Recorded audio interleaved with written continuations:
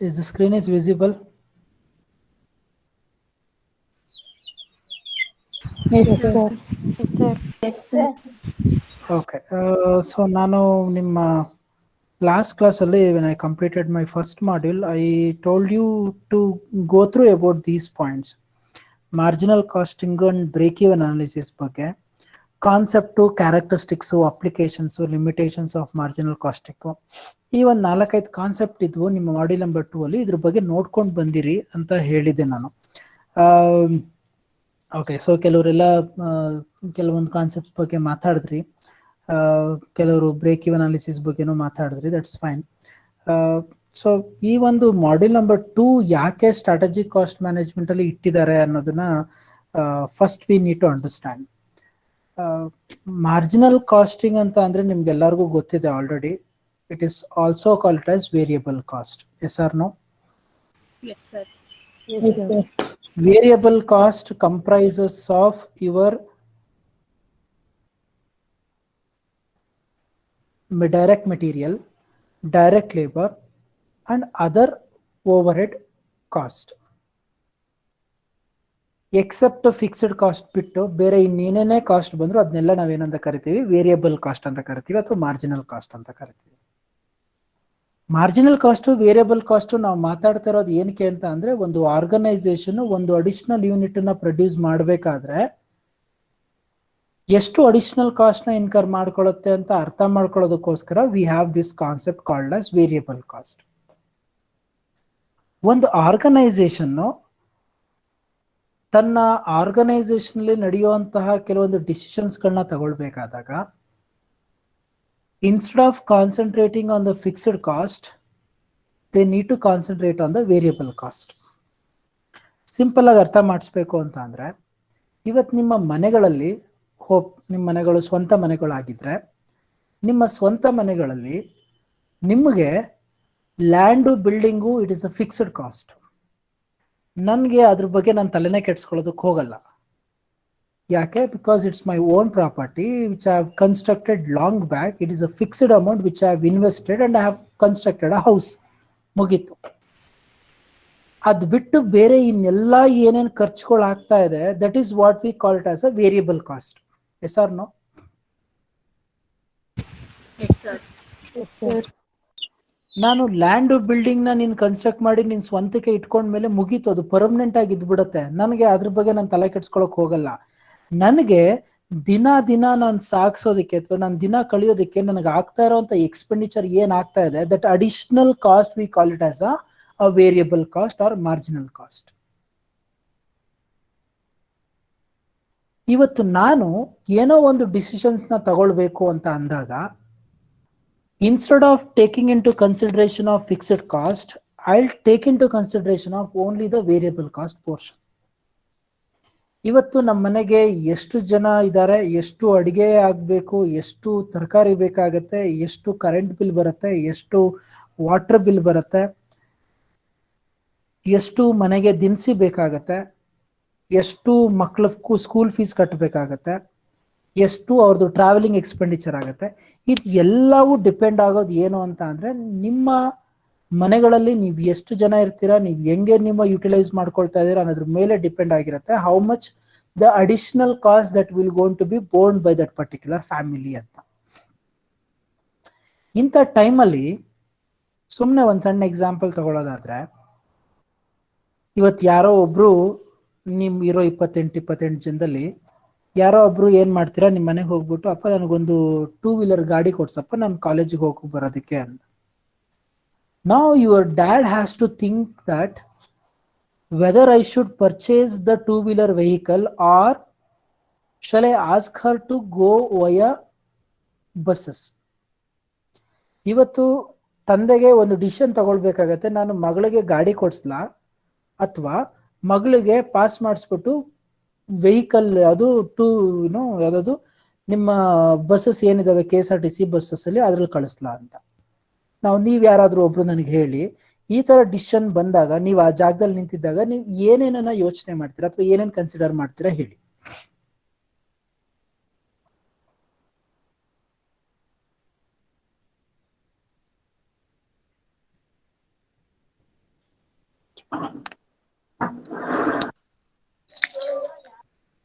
ಹಾ ಹೇಳಿ. ಇವಾಗ Pass. ನೀವು ಹಾ Sir. ಹೇಳಿ. ಹಾ ಹೇಳಿ. ಬಸ್ಗೆ ಹೋಗೋದಿಕ್ಕೆ ಕನ್ಸಿಡರ್ ಮಾಡ್ತೀವಿ ಪಾಸ್. ನನಗೆ ಡಿಸಿಷನ್ಸ್ ಬೇಡ, ಫೈನಲ್ ಡಿಸಿಷನ್ ನೀವೇನು ಹೋಗ್ತೀರಾ ಬೇಡ. ನನಗೆ ಬೇಕಾಗಿರೋದು ಏನು ಅಂತ ಅಂದ್ರೆ ಏನೇನ್ ಫ್ಯಾಕ್ಟರ್ಸ್ಗಳನ್ನ ಇಟ್ಕೊಂಡು ನೀವು ಡಿಸಿಷನ್ ತಗೊಳ್ತೀರಾ ಅನ್ನೋದು ಬೇಕು ನನಗೆ. ಬೆನಿಫಿಟ್ ನೋಡಿ ತಗೋತೀವಿ ಸರ್. ಓಕೆ, ಒಂದು ನನಗೆ 2 ವೀಲರ್ನ ಕೊಡ್ಸಿದ್ರೆ ಏನ್ ಬೆನಿಫಿಟ್ ಆಗುತ್ತೆ, ಅದೇ ನಾನು KSRTC ಬಸ್ಸಿಗೆ ಹೋದ್ರೆ ಏನ್ ಬೆನಿಫಿಟ್. ಓಕೆ, ಬೆನಿಫಿಟ್ ಅನ್ನೋದು ಒಂದು ಫ್ಯಾಕ್ಟರು. ಓಕೆ, ಏನು ನನಗೆ ಟೈಮ್ ಸೇವ್ ಆಗ್ಬೋದು ನನ್ನ ಓನ್ ವೆಹಿಕಲ್ ಆದ್ರೆ. ಬಸ್ ಆದ್ರೆ ಸೊ ಯಾವ ಟೈಮಲ್ಲಿ ಬರುತ್ತೆ ಆ ಟೈಮಲ್ಲಿ ನಾನು ಹೋಗಿನೇ ಬರಬೇಕು, ಸೊ ಅಲ್ಲಿಗೆ ಟೈಮ್ ವೇಸ್ಟ್ ಆಗುತ್ತೆ. ಸೊ ಅಲ್ಲಿಗೆ ಟೈಮ್ ಅನ್ನೋದು ಒಂದು ಫ್ಯಾಕ್ಟರ್ ಆಯ್ತು. ಅದಾದ್ಮೇಲೆ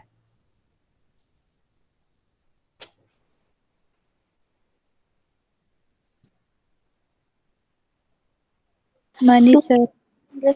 ನಾನು 2 ವೀಲರ್ ವೆಹಿಕಲ್ ನ ಪರ್ಚೇಸ್ ಮಾಡೋದಕ್ಕೆ ನನಗೆ ಎಷ್ಟು ಖರ್ಚಾಗುತ್ತೆ, ಅದೇ ನಾನು ಒಂದು ವರ್ಷ ನಾನು ಒಂದು ಬಸ್ಸನ್ನ ನಾನು ಬಸ್ ಪಾಸ್ ಮಾಡಿಸ್ಕೊಂಡು ಹೋದ್ರೆ ಎಷ್ಟು ಖರ್ಚಾಗುತ್ತೆ. That is a second factor that you will going to consider. Okay, ಒಂದು ಟೈಮ್ ಸೇವಿಂಗ್ಸ್ ಬಗ್ಗೆ ನೋಡಿದ್ರೆ, ಅದಾದ್ಮೇಲೆ ಕಾಸ್ಟ್ ಫ್ಯಾಕ್ಟರ್ ಬಗ್ಗೆ ಹೋದ್ರಿ, ಆಮೇಲೆ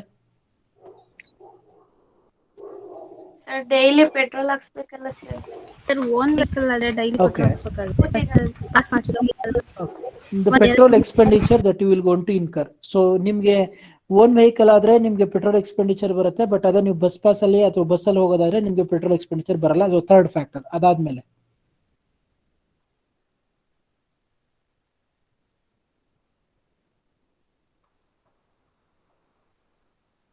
ಸೇಫ್ಟಿ ಸರ್. ಸೇಫ್ಟಿ. ಓಕೆ, ನಾನು 2 ವೀಲರ್ ಅಲ್ಲಿ ಹೋದ್ರೆ ನಾನು ಎಷ್ಟು ಮಟ್ಟಿಗೆ ಸೇಫ್ಟಿ ಇರುತ್ತೆ, ಅದೇ ನಾನು KSRTC ಬಸ್ ಅಲ್ಲಿ ಹೋದ್ರೆ ಎಷ್ಟು ಮಟ್ಟಿಗೆ ಸೇಫ್ಟಿ ಇರುತ್ತೆ. Okay fine. ನೆಕ್ಸ್ಟ್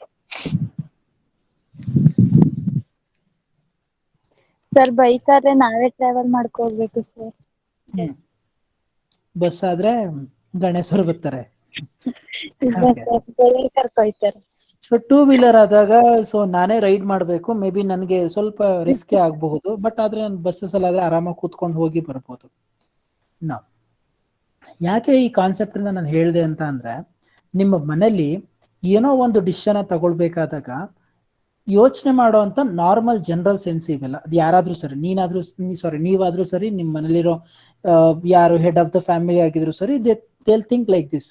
ನಮ್ಗೆ ಅದರಿಂದ ಆಗುವಂತ ಬೆನಿಫಿಟ್ಗಳು ಏನೇನೋ, ನಮ್ಗೆ ಆಗುವಂತ ಲಾಸಸ್ಗಳು ಏನೇನೋ, ಸೊ ಇದನ್ನೆಲ್ಲ ಆಬ್ವಿಯಸ್ಲಿ ಏನ್ ಮಾಡ್ತಾರೆ, ಯೋಚನೆ ಮಾಡ್ತಾರೆ. ಅದಾದ್ಮೇಲೆ ಫೈನಲ್ ಆಗಿ ಏನ್ ಮಾಡ್ತಾರೆ, ಡಿಸಿಷನ್ ತಗೊಳ್ತಾ ಹೋಗ್ತಾರೆ. ಒಂದು ಆರ್ಗನೈಸೇಷನ್ ಅಲ್ಲೂ ಹೀಗೇನೆ ಆಗುತ್ತೆ. ಏನೋ ಒಂದು ಆಕ್ಟಿವಿಟಿ ಅಥವಾ ಏನೋ ಒಂದು ಕೆಲ್ಸಕ್ಕೆ ನಾನು ಏನೋ ಒಂದು ಡಿಸಿಷನ್ ತಗೊಳ್ಬೇಕು ಅಂತ ಅಂದಾಗ, ಸೊ ನಾನು ಏನ್ ಮಾಡ್ತೀನಿ, ಕೆಲವೊಂದು ಡಿಸಿಷನ್ ಫ್ಯಾಕ್ಟರ್ಸ್ ಗಳನ್ನ ಏನ್ ಮಾಡ್ತೀನಿ, ಕನ್ಸಿಡರ್ ಮಾಡ್ತೀನಿ. ಈ ಫ್ಯಾಕ್ಟರ್ಗಳನ್ನ ಬೇಸ್ ಆಗಿ ಇಟ್ಕೊಂಡು ನಾನು ಏನ್ ಮಾಡ್ತೀನಿ, ಫೈನಲ್ ಆಗಿ ಡಿಸಿಷನ್ ತಗೊಳ್ತೀನಿ, whether to go for alternative 1 or to go for alternative 2 ಅಂತ. ನಾವು ಈ ತರ ಮಾಡೋದ್ರಿಂದ ಏನಾಗುತ್ತೆ, ನನಗೆ ನನ್ನ ಒಂದು ಡಿಸಿಷನ್ ಕರೆಕ್ಟ್ ಆಗಿ ಏನಾಗುತ್ತೆ, ಡಿಸೈಡ್ ಆಗುತ್ತೆ.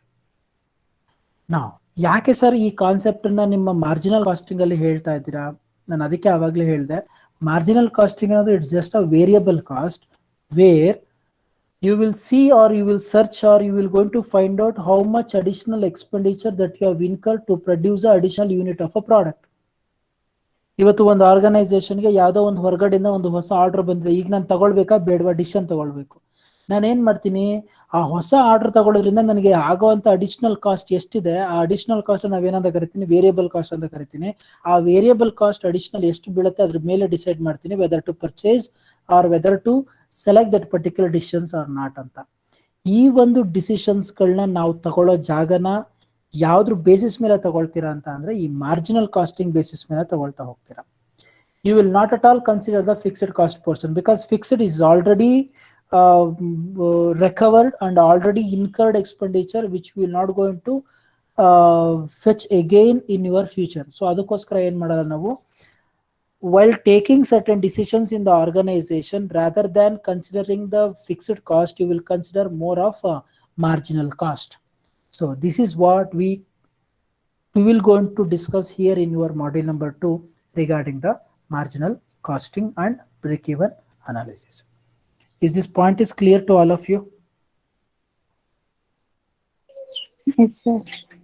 Yes, sir.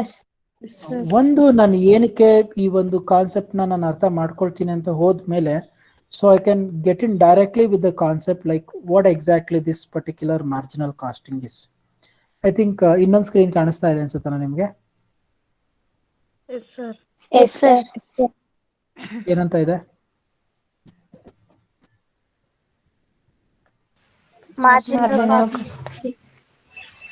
Absorption costing. Okay fine.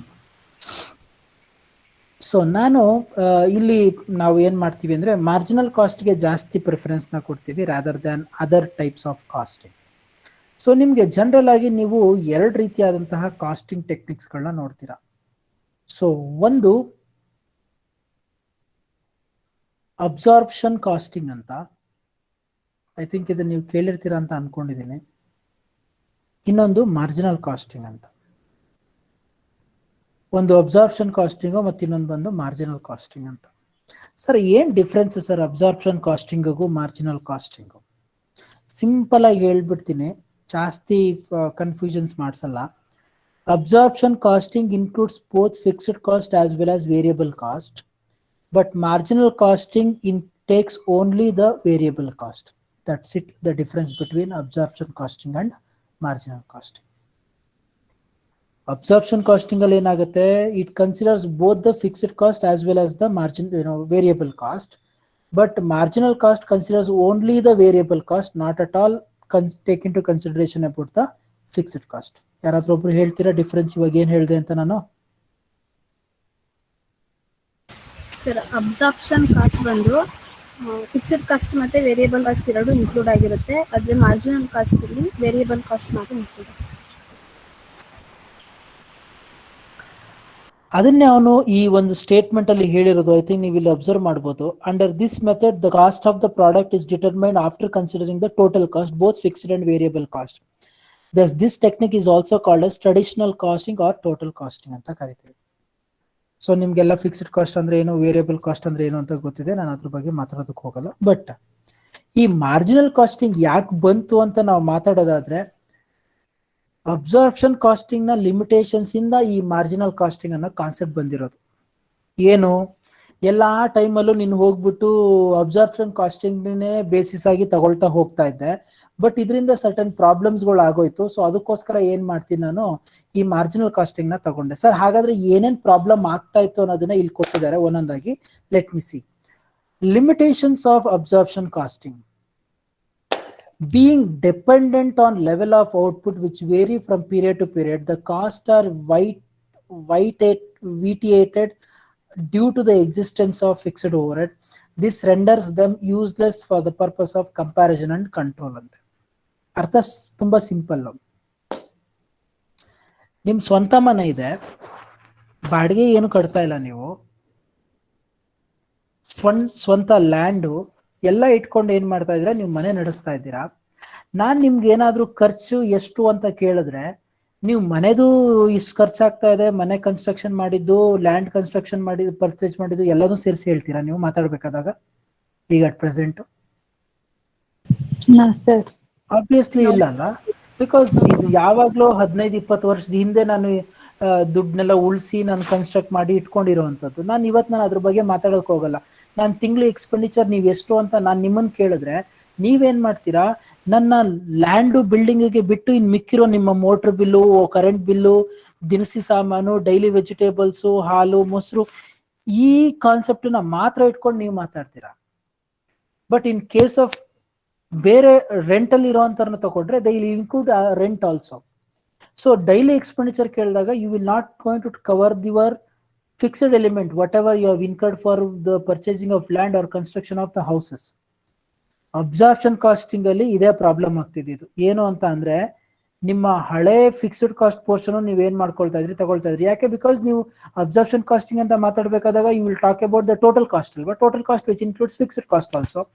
So ಅಲ್ಲಿಗೆ ನೀವೇನ್ ಮಾಡ್ತಿದ್ರಿ, ಫಿಕ್ಸ್ಡ್ ಪೋರ್ಷನ್ ನೀವೇನ್ ಮಾಡ್ತಿದ್ರಿ ಇನ್ಕ್ಲೂಡ್ ಮಾಡೋದ್ರಿಂದ ಅಷ್ಟು ಕಂಪ್ಯಾರಿಟಿವ್ಗೆ ಇದು ಸೂಟಬಲ್ ಅಲ್ಲ ಅಂತ ಅನ್ಸ್ತು. ಅದಕ್ಕೋಸ್ಕರ that is one of the limitation of your absorption costing and why the marginal cost has came. Second point ಹೇಳ್ತಾನೆ ನೋಡಿ, Carry over of portion of fixed cost. Period cost to subsequent account as a part of the cost of inventory is an unsound practice because cost pertaining to a period should not be allowed to be vitiated by the conclusion of cost pertaining to the previous period.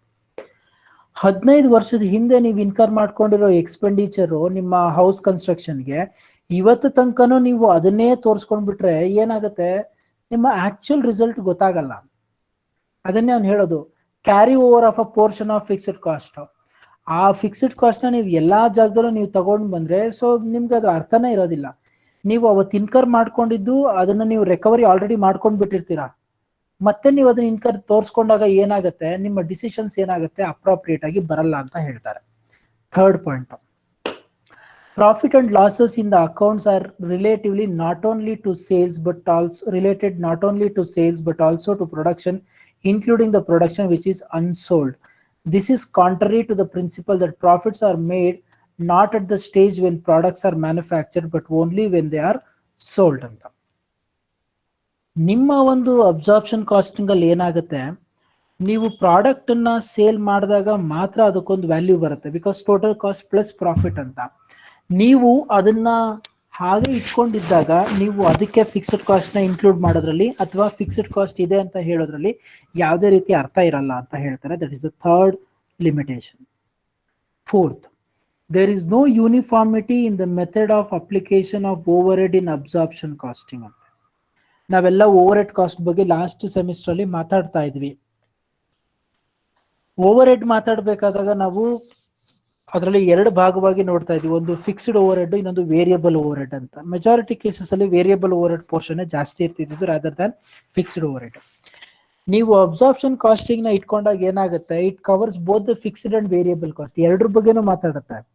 ಅವಾಗ ನಿಮ್ಮ decisions ಗಳು ಏನಾಗುತ್ತಾ appropriate ಆಗಿ ಬರಲ್ಲ ಅಂತ ಹೇಳ್ತಾರೆ. Fifth one, absorption costing is not always suitable for decision making solutions to various types of problems of management decision making.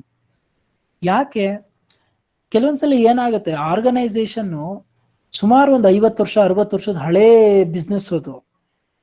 ನೀವು ಹಳೇದನ್ನ ಇನ್ನೂ ಎಳ್ಕೊಂಡು ಬಂದಾಗ ಏನಾಗುತ್ತೆ, ಕೆಲವೊಂದು ಡಿಸಿಷನ್ಸ್ಗಳನ್ನ ತಗೊಳ್ಳೋದಕ್ಕೆ ನಿಮ್ಗೆ ಅಷ್ಟು ಅಪ್ರಾಪ್ರಿಯೇಟ್ ಆಗಿ ಅನ್ಸಲ್ಲ.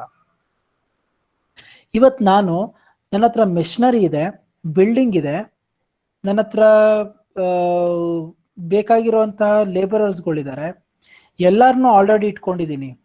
ನನ್ಗೆ ಇವಾಗ ಯಾವುದೋ ಒಂದು ಹೊಸ ಆರ್ಡರ್ ಬರುತ್ತೆ, ಏನು ಒಂದು ಹೊಸ ಆರ್ಡರ್ನ ಎಕ್ಸಿಕ್ಯೂಟ್ ಮಾಡೋದಕ್ಕೆ ಬರುತ್ತೆ.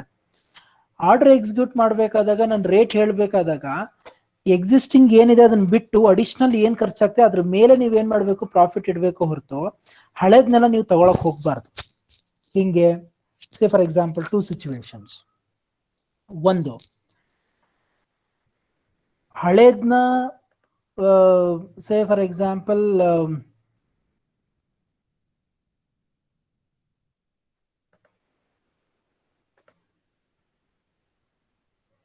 ಒಂದೇ ನಿಮಿಷ, ಎಕ್ಸೆಲ್ ಶೀಟ್ ಓಪನ್ ಮಾಡ್ತಾ ಇದ್ದೇನೆ. ಎಕ್ಸೆಲ್ ಶೀಟ್ ಕಾಣಿಸ್ತಾ ಇದೆಯಲ್ಲ?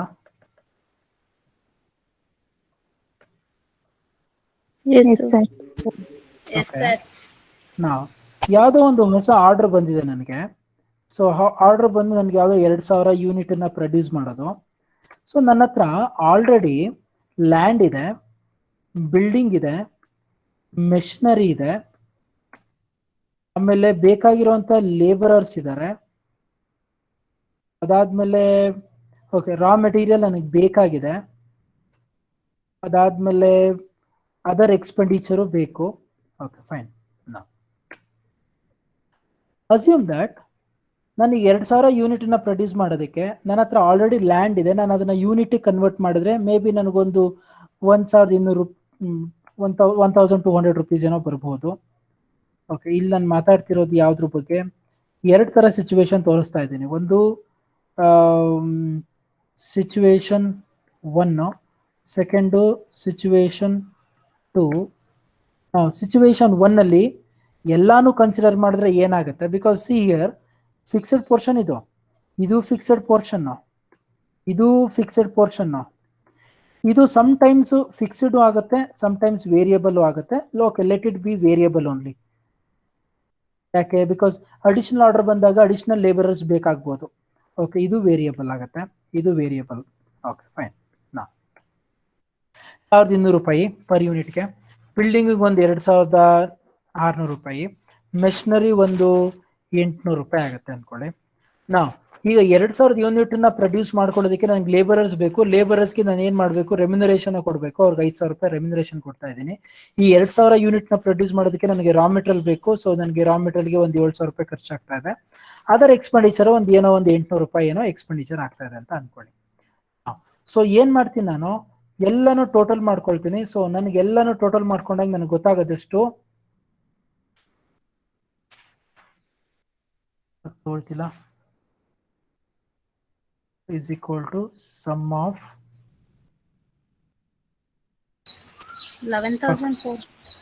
17,400 ಬರುತ್ತೆ.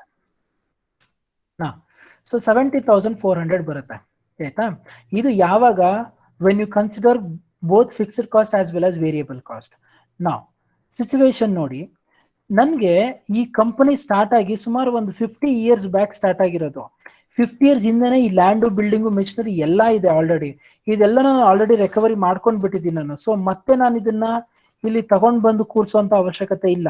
ಸೊ ನನಗೆ ಲ್ಯಾಂಡ್ದು ಖರ್ಚು ತೋರಿಸೋ ಅವಶ್ಯಕತೆ ಇಲ್ಲ, ಬಿಲ್ಡಿಂಗ್ ತೋರಿಸೋ ಅವಶ್ಯಕತೆ ಇಲ್ಲ, ಮೆಷಿನರಿ ತೋರಿಸೋ ಅವಶ್ಯಕತೆ ಇಲ್ಲ.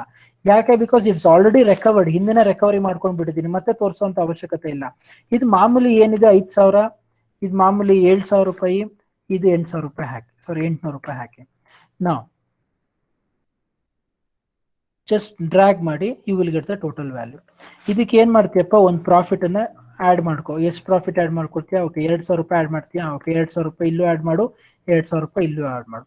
ಸೊ ಈಗ ಆರ್ಡರ್ ಪ್ರೈಸ್ ಏನಾಗತ್ತೆ ನೋಡಿ, ಎಷ್ಟು ಪ್ರೈಸ್ ಸೆಟ್ ಮಾಡ್ತಾನೆ ಇಲ್ಲಿ, ದಿಸ್ ಪ್ಲಸ್ 2000, 19,400 ಇಲ್ಲ ಆಯ್ತು, ಇಲ್ಲೆಷ್ಟಾಯ್ತು 14,400. ಸಿಂಪಲ್ ಕಾಮನ್ ಸೆನ್ಸ್ ಯೂಸ್ ಮಾಡೋಣ. ಈಗ ನೀವು ಯಾರೋ ಬಂದು ನನ್ನ ಹತ್ರ ನಿಮ್ಗೆ ಬೇಕು ಯಾವುದೋ ಒಂದು ಪ್ರಾಡಕ್ಟ್ ಅಂತ 2000 ಯೂನಿಟ್ ಅಂತ ಕೇಳಿದಾಗ, ನಾನೇನಾದ್ರೂ ಅಕಸ್ಮಾತ್ 19,400 ರೂಪಾಯಿ ಏನಾದ್ರು ರೇಟ್ ಫಿಕ್ಸ್ ಮಾಡಿದ್ರೆ, ನೀವೇನ್ ಮಾಡ್ತೀರಾ, ಇನ್ನೊಬ್ಬ ಯಾರೋ ಒಬ್ಬ ಕಾಂಪಿಟೇಟರ್ನ ಏನ್ ಮಾಡ್ತೀರಾ, ಹುಡ್ಕೊಂಡು ಹೋಗ್ತೀರಾ. Yes or no? ಅವನೇನ್ ಮಾಡ್ತಾನೆ ಗೊತ್ತಾ, ಅವನು ಈ ಸಿಚುವೇಶನ್ 2ನ ಅಪ್ಲೈ ಮಾಡ್ಕೊಂಡಿರ್ತಾನೆ ಅಂತ ಅನ್ಕೊಳ್ಳಿ. ಆಬ್ವಿಯಸ್ಲಿ ನೀವೇನ್ ಮಾಡ್ತೀರಾ ಹೇಳಿ ಅವಾಗ? ಸೊ ನನ್ನ ಹತ್ರ ಚೆಕ್ ಮಾಡ್ತೀರಾ, ನಾನು 19,400 ರೂಪಾಯಿ ಹೇಳ್ದೆ, ಆಮೇಲೆ ಹೋಗ್ಬಿಟ್ಟು ಇನ್ನೊಬ್ಬ ಕಾಂಪಿಟೇಟರ್ನ ಕೇಳ್ತೀರಾ, ಅವ್ನು 14,800 ರೂಪಾಯಿ ಕೊಡ್ತಾನೆ.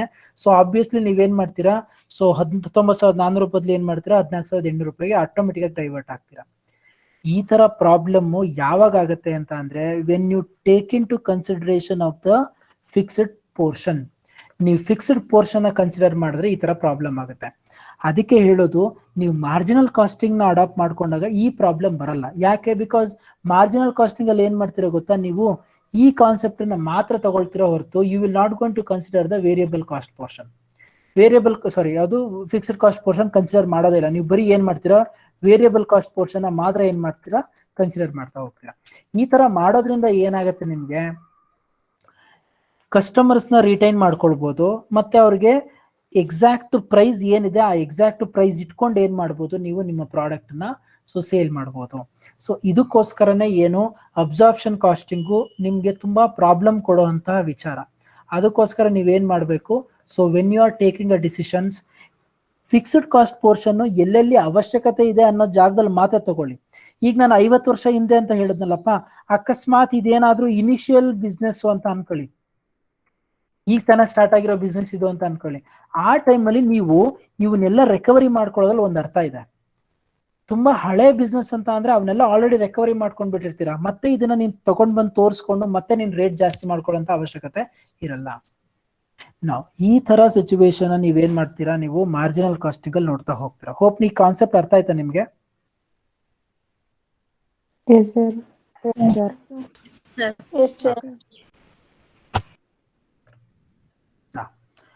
So this is what we call it as the limitation of your absorption costing. ಅದೇ ಉದ್ದೇಶಕ್ಕೋಸ್ಕರನೇ ಏನ್ ಮಾಡಿದ್ರು, ನಿಮ್ಗೆ ಓಕೆ, ಸೊ ಈ ತರ ಪ್ರಾಬ್ಲಮ್ಸ್ಗಳಿರೋದ್ರಿಂದ ಆರ್ಗನೈಸೇಷನ್ ಅಲ್ಲಿ ಡಿಸಿಷನ್ಸ್ಗಳನ್ನೆಲ್ಲ ತಗೊಳ್ಳೋದಕ್ಕೆ ತುಂಬಾ ಪ್ರಾಬ್ಲಮ್ ಆಗ್ತಾ ಇದೆ. ಅದರಿಂದ ಏನ್ ಮಾಡಿ, ನೀವು ಮಾರ್ಜಿನಲ್ ಕಾಸ್ಟಿಂಗ್ ಅನ್ನೋ ಒಂದು ಕಾನ್ಸೆಪ್ಟ್ ನ ಇಟ್ಕೊಂಡು ಏನ್ ಮಾಡಿ ನೀವು ಡಿಸಿಷನ್ ನ ತಗೊಳ್ಳಿ. ಸೊ ಈ ತರ ತಗೊಳ್ಳೋದ್ರಿಂದ ಏನಾಗುತ್ತೆ, ನಿಮ್ಗೆ ನಿಮ್ಮ ಒಂದು ಆರ್ಗನೈಸೇಷನ್ ಅಲ್ಲಿ ಡಿಸಿಷನ್ಸ್ಗಳು ಏನಾಗ್ತಾ ಹೋಗುತ್ತೆ, ತುಂಬಾ ಎಫೆಕ್ಟಿವ್ ಆಗಿ ರನ್ ಆಗುತ್ತೆ ಅಂತ ಏನ್ ಮಾಡ್ತಾರೆ ಹೇಳ್ತಾರೆ. ಸೊ ಅದೇ ಉದ್ದೇಶದಿಂದನೇ ನಿಮ್ಗೆ ಹೊಸ ಕಾನ್ಸೆಪ್ಟ್ ಇಂಟ್ರೊಡ್ಯೂಸ್ ಆಗಿದ್ದು ಮಾರ್ಜಿನಲ್ ಕಾಸ್ಟಿಂಗ್ ಅಂತ. ಸರ್ ಹಾಗಾದ್ರೆ ಮಾರ್ಜಿನಲ್ ಕಾಸ್ಟಿಂಗ್ ಅಂತ ಅಂದ್ರೆ ಏನು? The ascertainment of marginal cost and of the effect of profit of changes in the volume or types of output by differentiating between fixed cost and variable cost ಅಂತ. Obviously ನಿಮ್ಮ volume ಏನ್ change ಆಗುತ್ತೆ ಅದ್ರ ತಕ್ಕನಾಗಿ ಯಾವ್ದ್ರಲ್ಲಿ ಮಾತ್ರ ಬದಲಾವಣೆ ಆಗ್ತಾ ಇದೆ ಅದನ್ನ ಮಾತ್ರ ನಾನು ಏನಂತ ಕರಿತೀನಿ, ಮಾರ್ಜಿನಲ್ ಕಾಸ್ಟಿಂಗ್ ಅಂತ ಏನ್ ಮಾಡ್ತೀನಿ, ಕನ್ಸಿಡರ್ ಮಾಡ್ತೀನಿ. Several other items like direct costing, contributory costing, variable costing, comparative costing, ಇದೆಲ್ಲ ಬೇರೆ ಬೇರೆ ಟರ್ಮಿನಾಲಜಿ ಯೂಸ್ ಮಾಡೋದು ಮಾರ್ಜಿನಲ್ ಕಾಸ್ಟಿಂಗ್ ಗೋಸ್ಕರ. Now, what exactly mean by marginal costing? Simple general meaning adre, it is a process whereby costs are classified into fixed and variable, and with such a division so many managerial decisions are taken. It is essential feature of marginal costing is division of total cost into fixed and variable. ಏನ್ ಮಾಡ್ತಾನೆ, first ಇದ್ರಲ್ಲಿ fixed cost portion ಏನಿದೆ, variable cost portion ಇದೆ ಅದನ್ನ ತೆಗಿತಾನೆ. ತೆಗೆದ್ಮೇಲೆ ಏನ್ ಮಾಡ್ತಾನೆ, variable cost vary with the volume of production or output, where fixed cost remains unchanged, ಅದು ಚೇಂಜ್ ಆಗಲ್ಲ ಈ ಒಂದು ವಾಲ್ಯೂಮ್ ಚೇಂಜಸ್ ಆದ್ರು. It is understood that unit variable cost remains same at different levels of output and total variable cost changes at the direct proportion with the number of units. On the other hand, fixed cost remains same while inverse relationship between the fixed cost per unit and the number of units.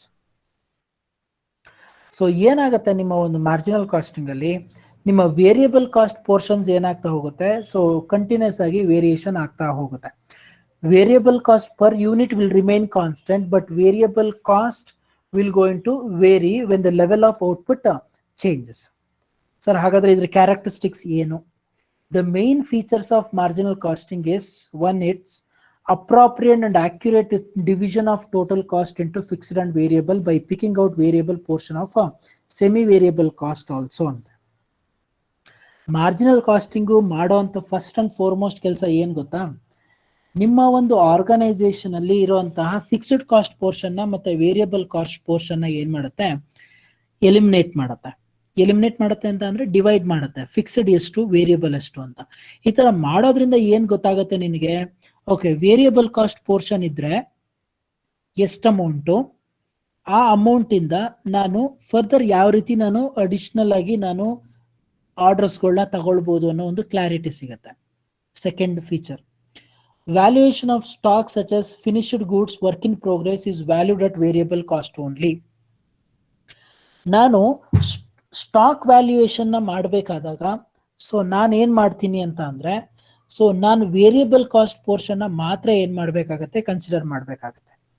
Raw material ಇಂದ finished ಗೂಡ್ ಆಗಿ ನಾನು convert ಮಾಡ್ಬೇಕಾದಾಗ so ಆ convertible cost ಎಷ್ಟಿದೆಯಲ್ಲ ಅದನ್ನ ನಾನು ಏನ್ ಮಾಡ್ತೀನಿ, ನಾನು variable cost ಅಂತ ಕನ್ಸಿಡರ್ ಮಾಡ್ತೀನಿ.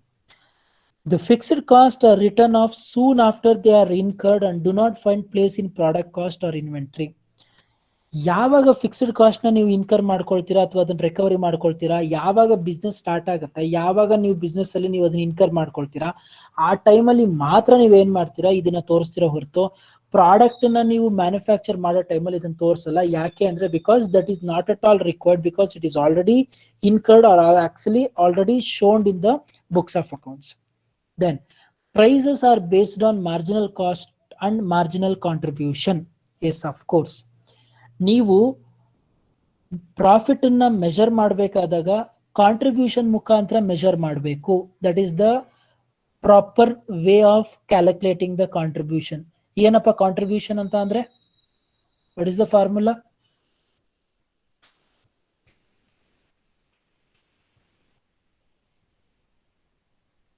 What is the formula for contribution? Sales minus variable cost. So sales minus variable cost. ಅಲ್ಲಿ ನಾನು ಫಿಕ್ಸ್ಡ್ ಕಾಸ್ಟ್ ಪೋರ್ಷನ್ ಬಗ್ಗೆ ತಗೊಳ್ಳೇ ಇಲ್ಲ. ನಾನು ಏನ್ ಮಾಡಿದೆ, ಸೇಲಿಂಗ್ ಪ್ರೈಸ್ ಇಂದ ವೇರಿಯಬಲ್ ಕಾಸ್ಟ್ ನ ಲೆಸ್ ಮಾಡಿದೆ. Variable cost what we called as marginal cost, ಅದನ್ನ ಲೆಸ್ ಮಾಡಿದ ತಕ್ಷಣ ಏನ್ ಸಿಕ್ತು ನನಗೆ, ಕಾಂಟ್ರಿಬ್ಯೂಷನ್ ಸಿಕ್ತು. ಸೊ ನಿಮ್ಮ ಪ್ರಾಫಿಟ್ ನ ಮತ್ತೆ ಕಾಂಟ್ರಿಬ್ಯೂಷನ್, ಪ್ರಾಫಿಟ್ ನ ಹೆಂಗ್ ಕ್ಯಾಲ್ಕುಲೇಟ್ ಮಾಡ್ತೀರಾ? So selling price minus total cost ಮಾಡಿದ್ರೆ ಪ್ರಾಫಿಟ್ ಬರುತ್ತೆ, selling price minus variable cost ಮಾಡಿದ್ರೆ ಕಾಂಟ್ರಿಬ್ಯೂಷನ್ ಬರುತ್ತೆ. So selling price minus total cost ಮಾಡಿದಾಗ ಫಿಕ್ಸ್ಡ್ ಕಾಸ್ಟ್ ಪೋರ್ಷನ್ ಇನ್ಕ್ಲೂಡ್ ಆಗಿರುತ್ತೆ, selling price minus variable cost ಮಾಡಿದಾಗ ಫಿಕ್ಸ್ಡ್ ಕಾಸ್ಟ್ ಪೋರ್ಷನ್ ಇನ್ಕ್ಲೂಡ್ ಆಗಿರಲ್ಲ. So ಅಲ್ಲಿಗೆ profit ನ ಮತ್ತೆ ಕಾಂಟ್ರಿಬ್ಯೂಷನ್ ಎರಡು ಕಂಪೇರ್ ಮಾಡಿದ್ರೆ ಸೊ ನಿಮ್ಮ ಕಾಂಟ್ರಿಬ್ಯೂಷನ್ ಬಂದು ಅಕ್ಯುರೇಟ್ ಫಿಗರ್ ನ ತೋರಿಸುವಂತದ್ದು. It is not the profit, it is by the contribution. And the last feature is it combines the techniques of cost recording and cost reporting. So ನಿಮ್ಮ marginal costing ನೀಟಾಗಿ ಹೇಳ್ಕೊಡುತ್ತೆ ಏನಂತ. So ಯಾವ ರೀತಿ ನಿಮ್ಮ ಒಂದು marginal casting ಮುಖಾಂತರ ನಿಮ್ಮ ಒಂದು ಏನೋ ಕಾಸ್ಟ್ ರೆಕಾರ್ಡಿಂಗ್ ನ ಇಟ್ಕೊಳ್ಬೇಕು for your future decisions in the organisation ಅಂತ. ಯಾವ ರೀತಿ ನಿಮ್ಮ ಒಂದು ಆರ್ಗನೈಸೇಷನ್ ಡಿಸಿಷನ್ಸ್ ಗಳನ್ನ ತಗೊಳ್ಳಕ್ಕೆ ಅವಕಾಶ ಕೊಡುತ್ತೆ ಅಂತ ಏನ್ ಮಾಡ್ತೀರಾ ನಿಮ್ಮ ಮಾರ್ಜಿನಲ್ ಕಾಸ್ಟಿಂಗ್ ಅಲ್ಲಿ ಕಲಿತಾ ಹೋಗ್ತೀವಿ. ಇಷ್ಟು ಏನೋ ನಿಮ್ಮ ಕ್ಯಾರೆಕ್ಟರಿಸ್ಟಿಕ್ಸ್ ಆಫ್ ಮಾರ್ಜಿನಲ್ ಕಾಸ್ಟಿಂಗ್.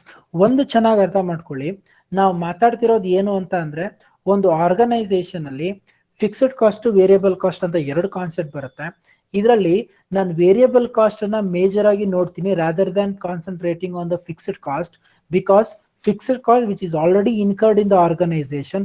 ನೀವು ಹೊಸ ಪ್ರಾಡಕ್ಟ್ ನ ಮ್ಯಾನುಫ್ಯಾಕ್ಚರ್ ಮಾಡ್ತಿದ್ದೀರಾ ಅಂತ ಅಂದ್ರೆ ಅರ್ಥ. ಸೊ ನೀವು ಒಂದು ಅಡಿಷನಲ್ ಕಾಸ್ಟ್ ನ ನೀವು ಇನ್ಕರ್ ಮಾಡ್ಕೊಳ್ತಾ ಇದ್ದೀರಾ, ಅದು ಏನಾಗುತ್ತೆ ಮೇಜರ್ ರಿಕ್ವೈರ್ಮೆಂಟ್ ಆಗುತ್ತೆ when you are taking the decisions in the organisation. So that's why marginal cost is more suitable as compare to absorption casting.